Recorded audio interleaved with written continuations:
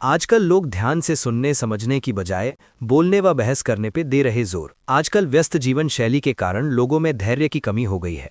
वे दूसरों की बात पूरी तरह सुनने के बजाय जल्दी से अपनी बात कहना चाहते हैं। तनाव और चिंता के कारण भी लोगों में दूसरों के प्रति संवेदनशीलता और सुनने की क्षमता कम हो गई है। बातचीत की गुणवत्ता कमजोर हो गई है, जबकि बहस, विवाद और आक्रामक बोलने की संस्कृति बढ़ गई है। इसका एक बड़ा कारण इंटरनेट और सोशल मीडिया है। लोग छोटी और तुरंत मिलने वाली जानकारी जैसे शॉर्ट वीडियो, रील्स के आदी हो गए हैं। इससे ध्यान केंद्रित करने और गहराई से किसी बात को सुनने की क्षमता कम हो गई है। सोशल मीडिया, टीवी डिबेट में 24 घंटे सातों दिन बढ़ी बहस संस्कृति ने लोगों को रिएक्टिव बना दिया है।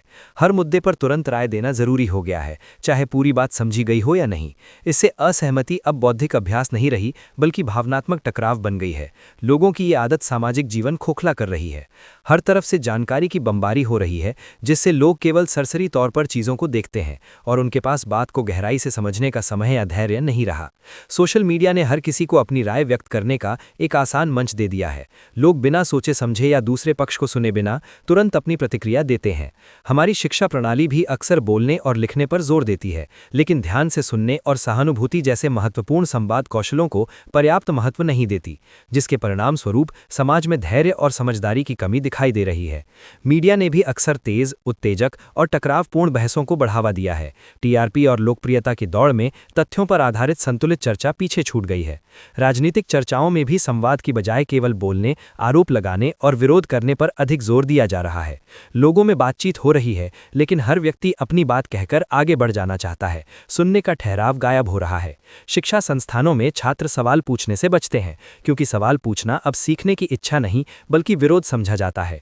घर के सदस्यों में भी बातचीत हो रही है, लेकिन हर सदस्य सिर्फ अपनी बात तो कहना चाहता है, पर दूसरे की बात नहीं सुनना चाहता। आजकल लोग बातचीत शुरू करने से पहले ही तय कर लेते हैं कि उन्हें क्या साबित करना है। लोग सुनने के लिए नहीं, जवाब देने के लिए बातचीत में उतरते हैं। यही वजह है कि संवाद आगे नहीं बढ़ पाता। लोग आमतौर पर वही देखते हैं जिसे वे देखना चाहते हैं और वही सुनते हैं जिस पर वे ध्यान देते हैं। हर मंच पर बहस है, लेकिन नतीजा शून्य है। अमेरिका की ड्यूक यूनिवर्सिटी में हुई ताज़ा रिसर्च बताती है कि समाज एक ऐसे दौर में प्रवेश कर चुका है जहां लोग बातचीत को समझने का जरिया नहीं, बल्कि अपनी पहचान और विचारधारा बचाने का हथियार मानने लगे हैं। जब लोग एक दूसरे को सुनना छोड़ देते हैं तो भरोसा टूटता है, और भरोसे के बिना कोई भी समाज लंबे समय तक नहीं टिक सकता। अगर बातचीत इसी तरह प्रदर्शन और जीत की दौड़ बनी रही तो सार्वजनिक विमर्श केवल शोर में बदल जाएगा। लोकतंत्र सिर्फ बहस या विचारों के टकराव से नहीं, बल्कि बात को संवेदनशील ढंग से सुनने और सम्मानजनक असहमति से बनता है, जहां हर आवाज को जगह मिलती है। आज हम अक्सर बहस को जीतने की दौड़ में उलझ रहे हैं और सुनना बंद कर दिया है। इससे न सिर्फ व्यक्तिगत संवाद टूटा है, बल्कि समाज की सामूहिक समझ भी धीरे धीरे टूटने लगी है। सुनने की आदत का महत्व यानी सिर्फ शांत रहना नहीं है, बल्कि दूसरे की भावनाओं, तर्क और अनुभव को समझना है। जब हम दूसरे की बात धैर्य से सुनते हैं तो विचारों का आदान प्रदान होता है और टकराव कम होता है। सुनने की क्षमता व्यक्तिगत विकास और सामाजिक सद्भाव के लिए आधार बनती है। स्कूलों में बच्चों को सुनने और संवाद करने की ट्रेनिंग देना जरूरी है।